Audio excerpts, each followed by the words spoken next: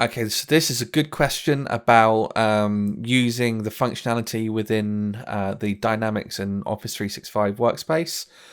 So it's how can I connect Power Query to GL entries for refreshing in Power BI?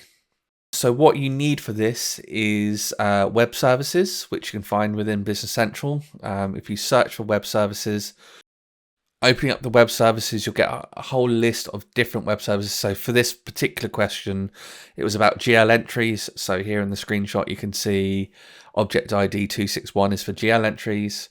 And this is where you would connect with that feed.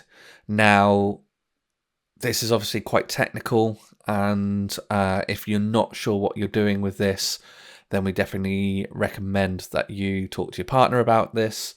For example, if this were to come in through one of our customers, we'd be able to help with setting up that feed to Power BI.